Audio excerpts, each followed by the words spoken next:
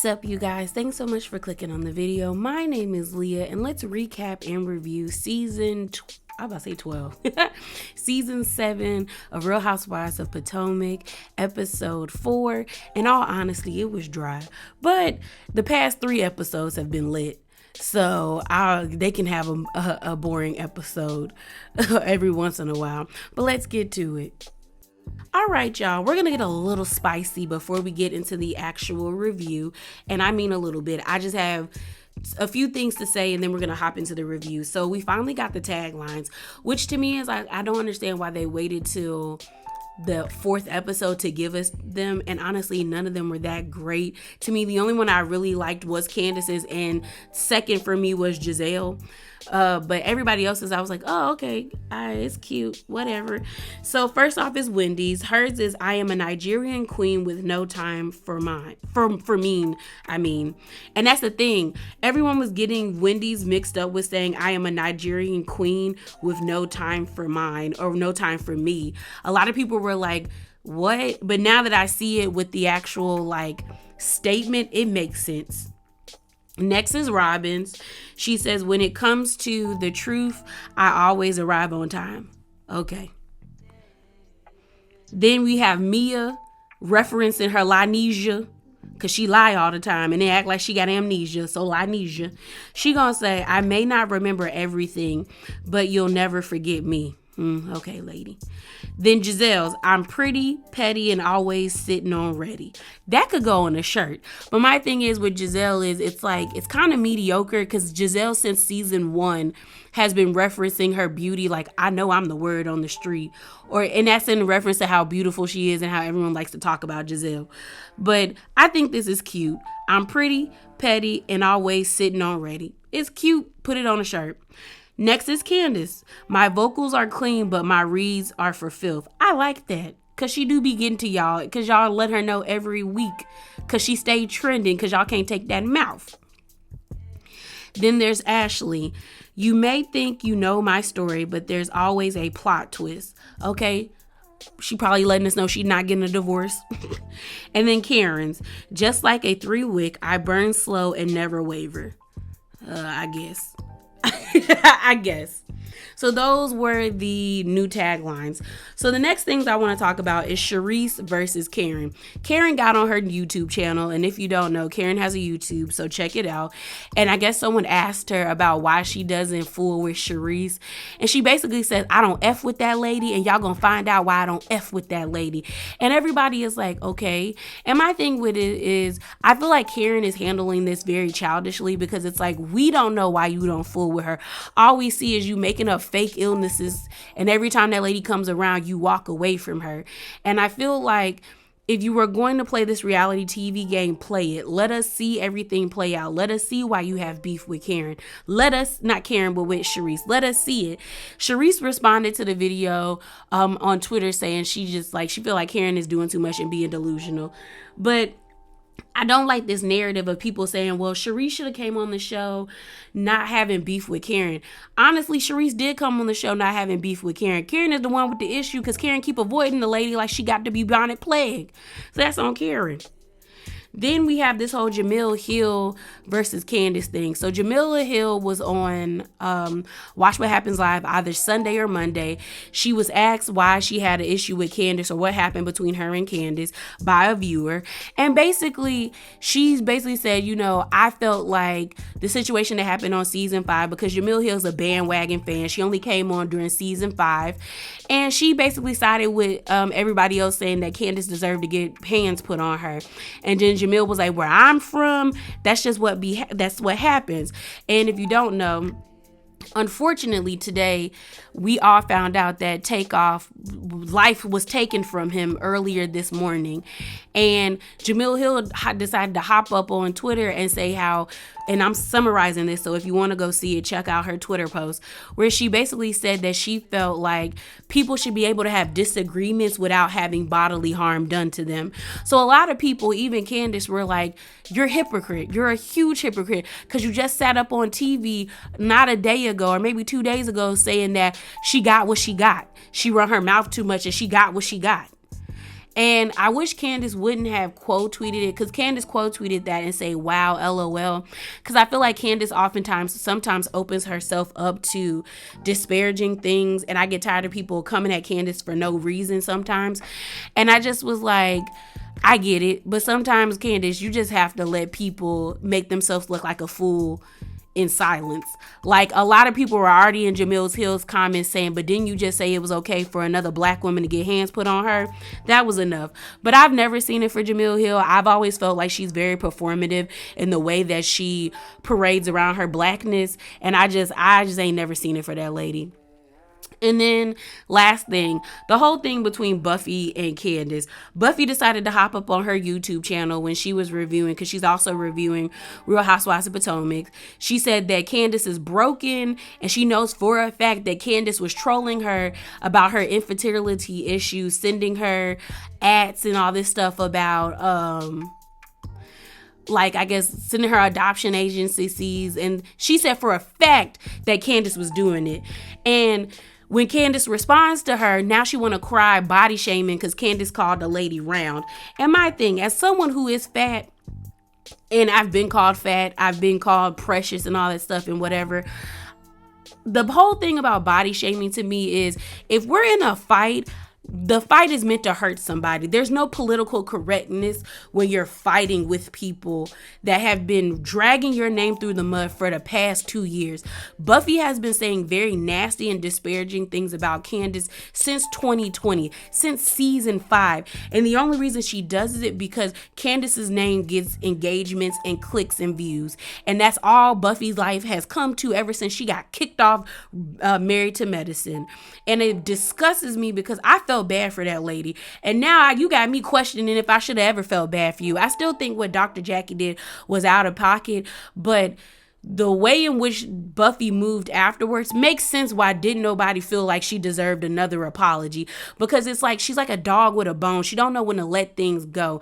And now people are mad at Candace because Candace called her round. Girl, whatever. Buffy has been talking about Candace's mental health. She jokes about how the lady was dealing with after being assaulted by Monique. She laughed about it. She called the lady a crybaby when every several days you on the internet crying about what happened to you on Married to Medicine, and that happened about 4 or 5 years ago. Like, so it's like, you're a huge hypocrite. You're a huge hypocrite. And I'm gonna leave it here because I might say some things and I'm trying to stop. But honestly, Buffy's full of it, because when she says the people that really trolled Buffy, I actually saw that altercation happen in real time. Like, when it really happened, because I was actually mutuals with people who were going at Buffy, and Buffy low-key, not even low-key, high-key started it with them, and then got upset when they got in her ass, and then all of a sudden that person is Candace. When the people that were coming at her put pictures of themselves and even said, like, no sis, it's me. And I think Buffy was just shocked at the fact that there are people who actually like Candace and who have no problem cutting you in the throat about her. And that's what happened. That's honestly what happened. And that's what's still happening, because every time Buffy says some slick stuff about Candace, it's people on the internet getting in Buffy's asses. But all of a sudden it's, oh my gosh, it's Candace on a fake account. No, it's people that don't like you because you're a nasty person. And she has shown herself to be a nasty person. But I'm gonna move on. So let's move on.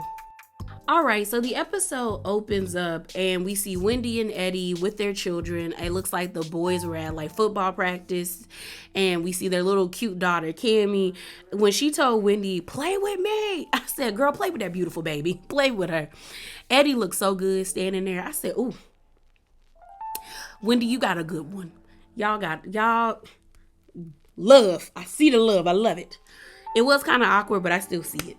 But they were talking about the restaurant, and I'm glad Eddie is telling Wendy, you don't have to do all of this. Wendy is putting this on herself because we've seen multiple people tell Wendy, you don't have to do this. Like, you don't have to if you don't want to.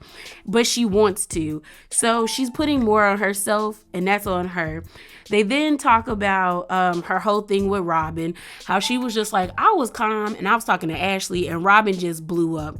Honestly, Robin and Wendy don't have to be cool. I think Robin is still feeling some type of way about how Wendy basically read her down at the reunion and throughout the season about her relationship with Juan. And I think Robin hasn't let it go, but Wendy wants to move on the same way where she felt like she could move on with Giselle. And it's like, well, ma'am, you said what you said. You can't move on with them. It's gonna take some time.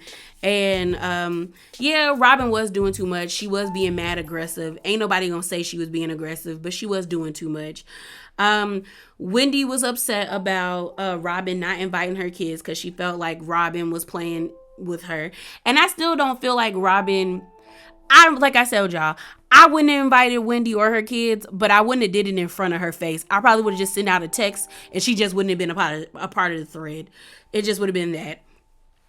They then talk about the whole thing with Giselle and Chris, and even Eddie is like, Chris that be cooking for them. Like, everyone's looking at Giselle like she like it's not making sense. It's not adding up.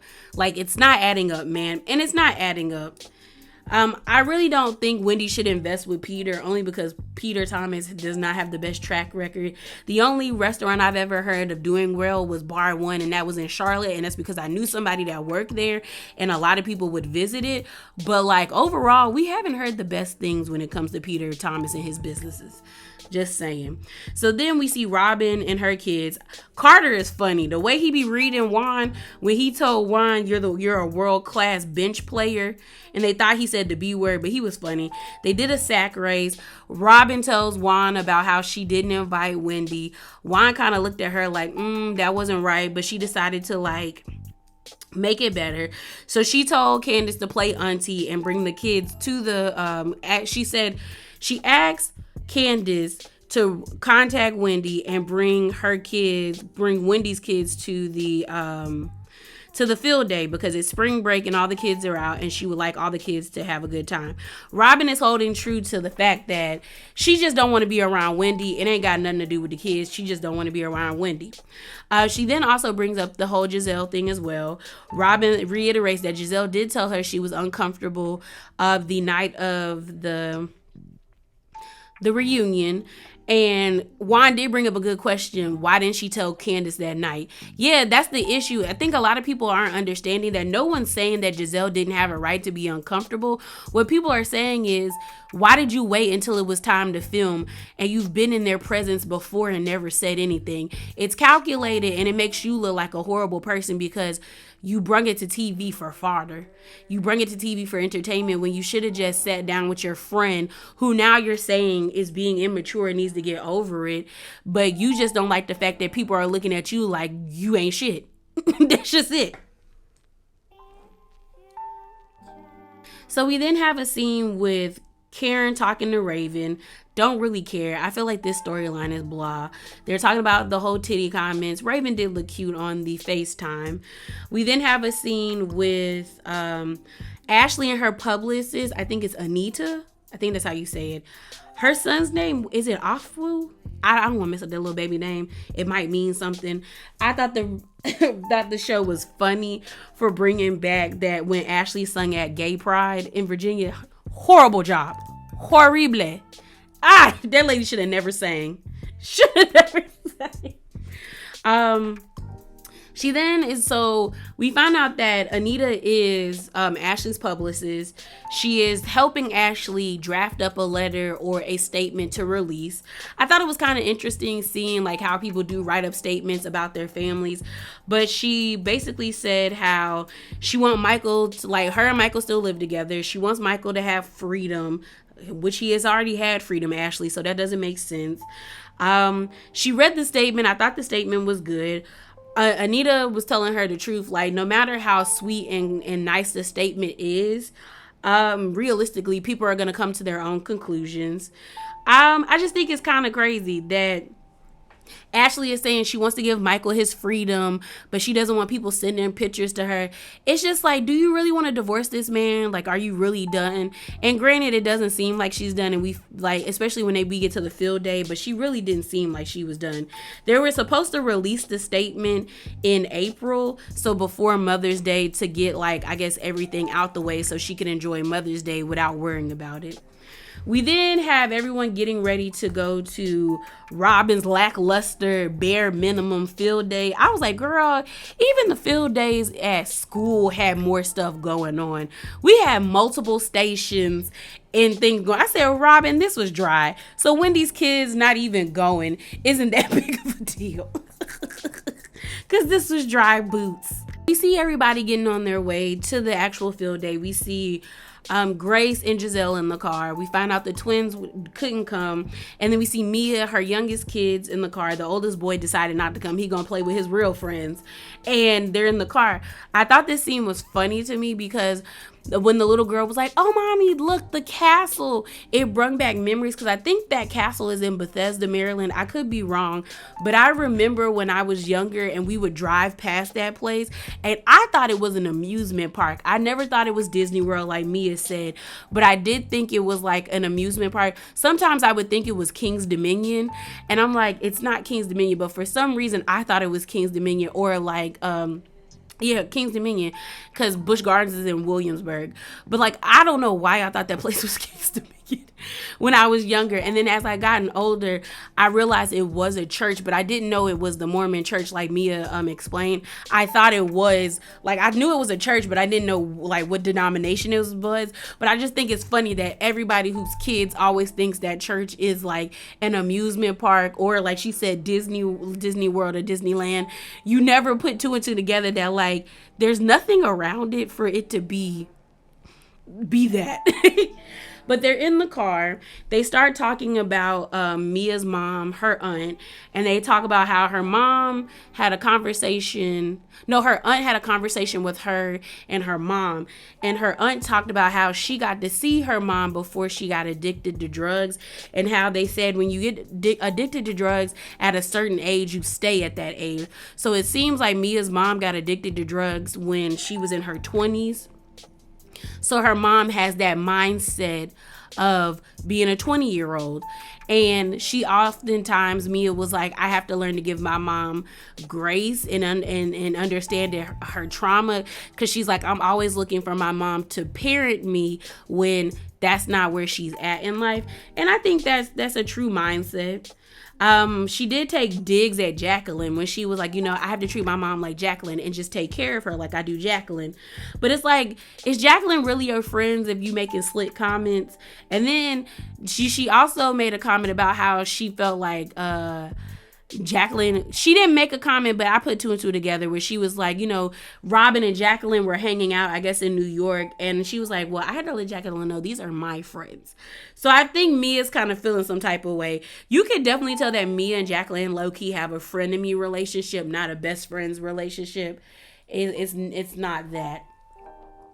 So we get to Family Fun Day. Like I said, field day at school has way more things going on than this. They got 3 sacks and 3 pans of mashed potatoes sitting on the table for the children. Karen was upset that Wendy wasn't there. She felt like she could take a sick day. Y'all got to act right. Like, you don't do that. The kids should have came. Charisse comes. Karen avoids Charisse. Like I said, like the lady got the bubonic plague. And all of a sudden, she wants to play on teams when at first she didn't want to play when they were doing the sack racing. Karen ends up leaving because she says she has a respiratory, like she was getting over a respiratory infection and she did too much. When honestly, when she was jumping, she wasn't even really jumping. It's just, at this point, girl, go on somewhere. Then they're like, everyone's asking like, what's going on? Charisse is like, yeah, what's wrong with her? And Robin is like, oh, she left because of you. And we end up seeing a flashback when Giselle and Karen were hanging out last episode. And Giselle's like, why haven't you talked to Charisse? And Karen is acting like Mariah Carey to J-Lo. Who is she? Who is that? I don't know. Trying to shift the conversation. So to me, Karen is being childish. Like, either confront the lady and talk about why you have issues with her, or just shut up and deal with it. So then Candace finally arrives. Candace and Ashley were late. Candace don't say nothing to Giselle, but Candace got enough self-respect and enough decency to say hi to Grace. You know, she respectful to the children. And Giselle feels some type of way because Giselle feels like Candace is taking it too far, not acknowledging her. And I'm like, Giselle, if the lady don't want to talk to you, she don't have to talk to you. I would rather Karen act the way that Candace is acting, like still be a part of things, but just ignore the person if you don't want to speak to them. Just do that. Just do that. We then see Ashley comes. She comes with the two babies. We find out that Ashley wants Michael to fight for her, but he really isn't fighting for her. He also got a vasectomy, and they're like, why did he get a vasectomy? Because Michael think Ashley trying to get more babies out of him, and he said, you won't do it to me. And it bothers Ashley because Ashley feels like the fact that she won't be able to have more kids with Michael's bothers her. I honestly think Ashley does really like have genuine love for Michael. I don't think what a lot of people are saying where they're like, Ashley was trying to get a bag from Michael. She might have been, but I think she actually had real feelings for him because honestly, I don't think Ashley can act. And I do think that it does bother Ashley that she will never be able to have kids with Michael because Michael said, snip, snip, you're not going to do it to me. She talks about how Michael, because Jacqueline was like, is there any, like, why are y'all really getting a divorce? And oh yeah, Jacqueline's there. We see her ex-man, Patrick. She calls him PP, I think, which means like partnering parent or something like that. They got a decent co-parenting relationship. Jacqueline is like, what's the issue? And she was like, well, he asked me for threesomes. And I just we used to do it, but I don't want to do it anymore. And Jacqueline was like, oh, he used to ask me that too, referring to her ex-husband, Patrick. And Mia looked at him like, what? And I'm like, Mia, if y'all have been friends since y'all are 15, why don't you know this information if y'all supposed to be such bosom buddies? So I'm like, y'all really aren't friends like that. And then they started to get on the topic of sexuality, not knowing if they're like bisexual, pansexual, or things of that nature. But yeah, they're slowly trying to integrate Jacqueline and Charisse to being friends of the show. And it's fine. It's cool. It's whatever. We then have it was a sweet moment between Candace and Ashley where we find out that Candace has stopped the egg retrieval process. Unfortunately, the follicles aren't growing as fast as the doctor would like, and I guess Candace felt defeated and she just kind of stopped the process. If you don't understand, on your ovary you have follicles. Those follicles are what produces your eggs in order for you to get pregnant. So when you go through IVF treatment, it's supposed to increase the production of them so that you have a viable amount of eggs in order to, get pregnant. But Ashley said that she wrote Candace in her affirmation journal. Candace said, what that mean? She said if she's like, that's uncomfortable territory for me. If it ain't got Jesus up in it, I don't know. I'm not sure about it. I don't know why that made me laugh. That's like black people. What you doing over there? What you doing? But then again, like there are rituals in Christianity. We just call it something different. So the episode ends with Ashley driving around this neighborhood. Because she kept going around this neighborhood. I said, girl, what's going on? What is going on? Driving around this neighborhood. And I remember reporting on this. But someone in her circle already told the blogs that her and Michael were really filing for divorce. That she wasn't able to post a statement. Like in the beginning of the episode, her and her publicist had decided to post a statement in April. It's at this time, I guess it's March. And they posted it in the blogs came out in March, I'm guessing. And Ashley is like freaking out because she was like, this is not how I wanted it to go. Me and Michael had agreed upon how we were going to release the statement. I've been trying to call Michael. Michael been ignoring her. Low-key, it sounded like Michael blocked her because he probably felt like she went behind his back and did this because they were supposed to do this together. She said she was Ashley was kind of upset that everyone was kind of demonizing Michael, even though he is a pasty demon. And she was just like, this is not how I wanted things to go. And I was just like, honestly, at first I got distracted, because I was like, why is she driving in this neighborhood going in circles? She is just going in circles and in circles and in circles. But she was just upset. She was upset. She was like, why would anybody release this information and not give me time to do that myself? Like, she was just frustrated. And she was also worried about how Michael was going to act, because they wrote a statement together and now this is out. And when I read the article, when I did the video about them divorcing, it did seem like somebody in Ashley's camp that was really close to her released this, because they kept referencing Ashley's name. So 9 times out of 10, Michael's going to think Ashley did this to be spiteful to him. So he probably gearing up to be spiteful to her. But yeah, y'all, that is it. That is all. Remember to be bravely authentic and hop down in them comments below. Deuces.